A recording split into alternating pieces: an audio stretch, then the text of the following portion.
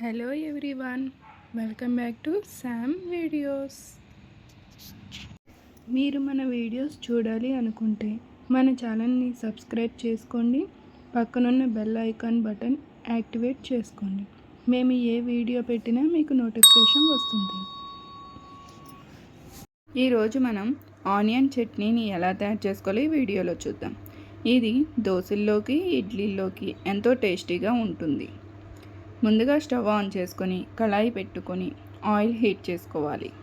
అందులోకి 1 table spoon మినపప్పు, 1 table spoon శనగపప్పు, 1 టేబుల్ స్పూన్ ధనియాలు, 1/2 టేబుల్ స్పూన్ జీలకర్ర, 5 వెల్లుల్లి రెబ్బలు, కారానికి తగినట్టుగా పచ్చిమిర్చి, ఎండుమిర్చి 2 వేసుకోవాలండి. కొంచెం కరివేపాకు వేసుకొని బాగా ఫ్రై చేసుకోవాలి.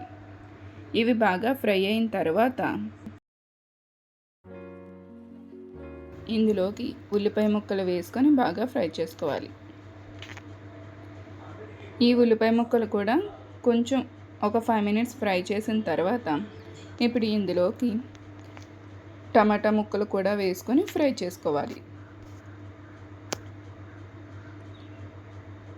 ఇప్పుడు ఇందులోకి 1 టేబుల్ స్పూన్ సాల్ట్, కొంచెం చింతపండు వేసుకొని బాగా కలుపుకొని ఫ్రై చేసుకోండి.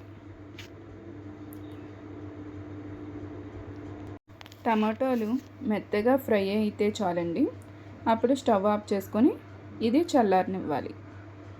ఇది బాగా చల్లారాక మిక్సర్ గ్రైండ్లోకి వేసుకొని పేస్ట్ చేసుకోవాలి.